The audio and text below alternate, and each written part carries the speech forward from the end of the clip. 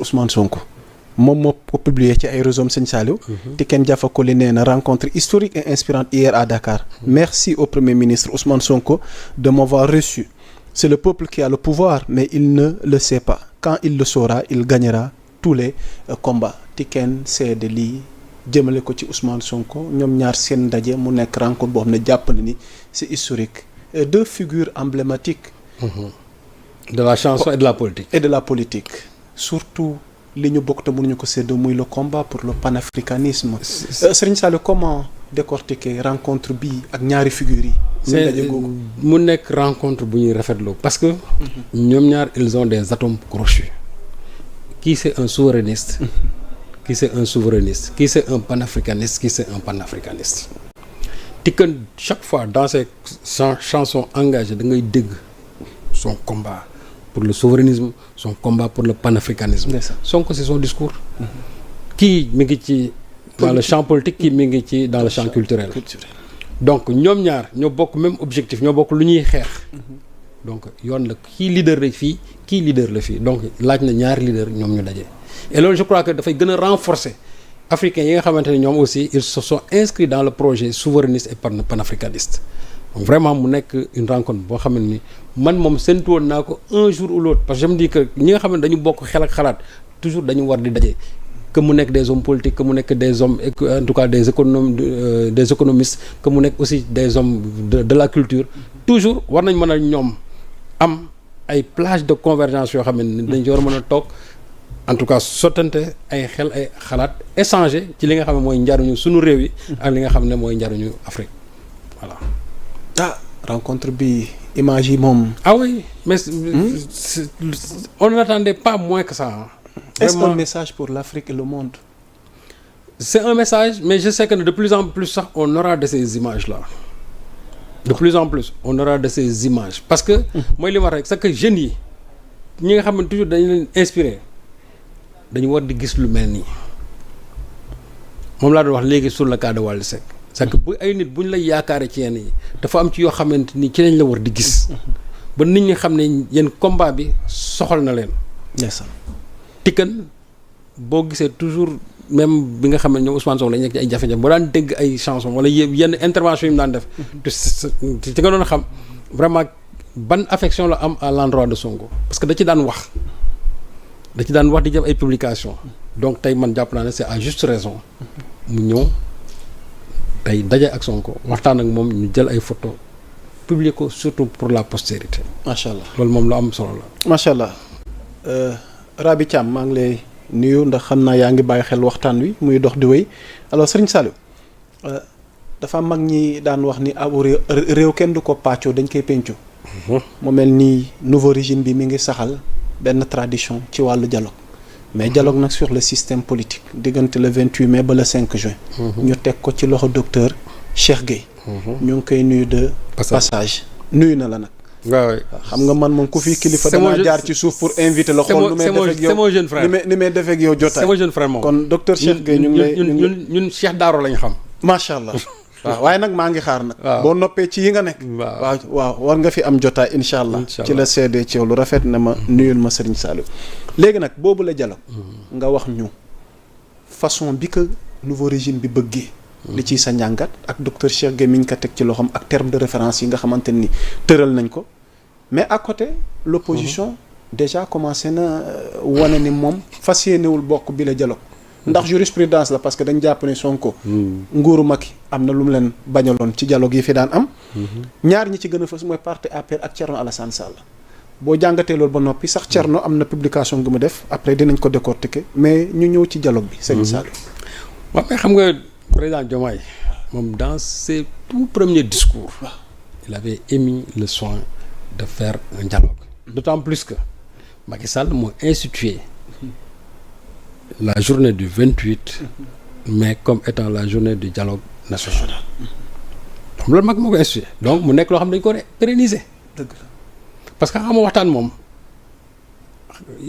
doxinu réew mi te mu nekk lu franc la sincère mu bañ a am benn ay ndëgg sërëx mu bañ a am den leen loo xam ne nekk ci ginnaaw bu dee tant que dañuy waxtaane luy jariñ réew mi lu jar di organiser lu jar di dem président Diomaye bi mu ñëwee ak ci bëgg réew mi ak bëgg aussi que nit ñi toog pencoo mbir yi comme ni ñu ko waxee léegi ci la rappeler loolu wax ko te pourtant amu ci benn content xam nga fii sax bu njëkk dialogue ba ñu ko daan def dañuy dem ba ay crise am ñu ne ñu nangam ñu ne donc il faut qu'on dialogue sur nangam sur le fichier sur le processus électoral nangam ak nangam mais fii dara amut y a la sérénité dans ce pays y a la paix dans ce pays y a aucune crise tout marche mais ci lépp buy dox ci ngay waxtaan boo fexe mbir yi gën di dox loolu moo tax mu réchauffer cette journée du 28. gouverner c'est prévoir. doo xaar rek ba mbir am. nga door a woote parce que am nañu leen nag ban coof ya. waaw coof lu ñuy dialogue. waaw d'accord mais xam nga waxtaan moom. du mës a ñàkk. xam nga waxtaan moom. même su doon benn point lañ fay tënk sax. yokk ci li fi nekkoon c'est toujours positif. ok président bi loolu la bëgg. joxe nañ ay termes de référence.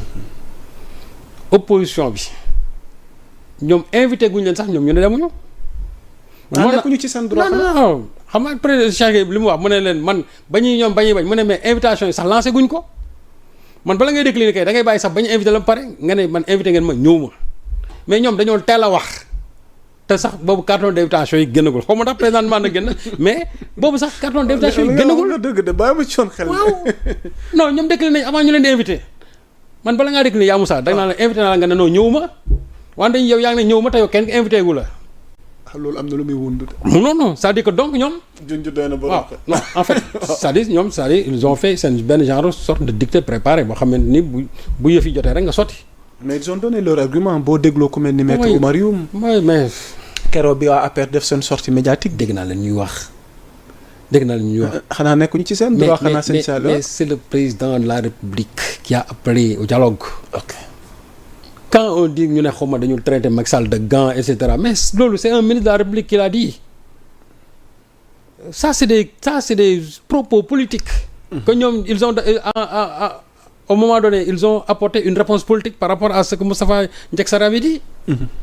même si ce que Sarr dit au fond mooy dëgg.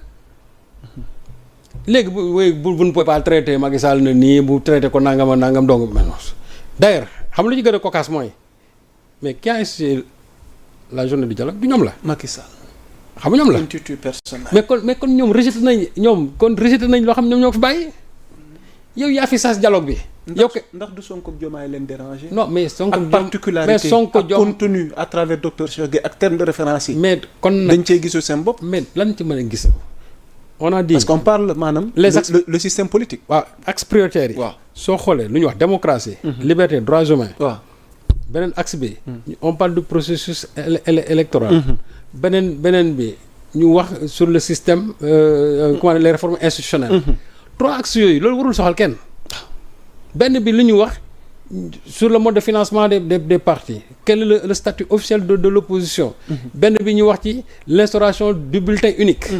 ak bon ni ñuy def ba nga xamante ne ceux qui sont même dans comment dirais-je ñi nekk en détention te nga xam ne perdu ñu seen i droits civiques war a mën a voter. mais loolu peuple ñoo ko exiger.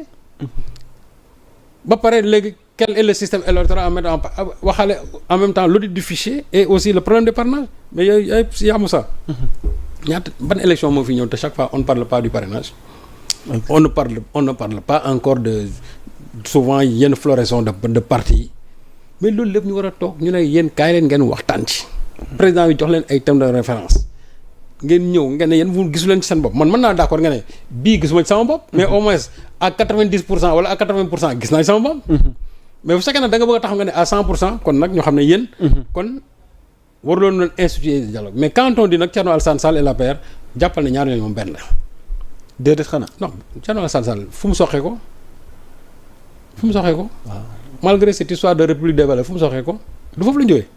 il parle de la république des valeurs quelles valeurs les valeurs de l'APR mais les valeurs de l'APR c'est quoi c'est le vol c'est le détournement c'est tout c'est yooyu moo fa am la corruption c'est ça Thierno mënul wax a wax ba du jógee APR mënul nekk mën ta wax a wax ba sang boppam ci yenn yi ba set wicc tant qu'il n'aura pas répondu sur le dossier de l'ASER yooyu daf koy traîner comme un boulet au pied tant que loolu waxu ci tey fi nekk waru fi woote benn république des valeurs mooy bu ñu la tuumaalee ci benn mbir da ngay ñëw taxaw. nga seetal ci sa dar Jean-Michel Sène mënul taxaw guddeeg bëccëg naan la ngir yàlla kaay ñu leeral lii nga taxaw tu fais le dos. Farba Ngom taxaw wax la ne la damaa jël nga jël te yow da ngay woote ay vertu ay valeur mais taxawal nga ne Farba Ngom li nga wax du dëgg te dinaa la ci porter plainte mais yow heure bu ñu ko waxee nga fàtte sa nopp mais comme si tu n'as rien entendu. Et toi tu te permets aujourd'hui de nous parler de république des valeurs. Quelles valeurs? C'est les valeurs de l'APR. Mais les valeurs de l'APR ñëpp xam nañ nan la. Les valeurs de l'APR c'est le vol, c'est le détournement, c'est ce soir là, c'est le meurtre, ce sont les assassinats yooyu ñooy les valeurs de l'APR yooyu lañ fi bàyyi ci réew mi. Alors donc moo tax bu ñu ne man leen mburoo ko foofu kër fëriñ rek Thierno mooy APR mooy Thierno comme ni ñuy wax Sonko mooy Diomaye mooy Sonko.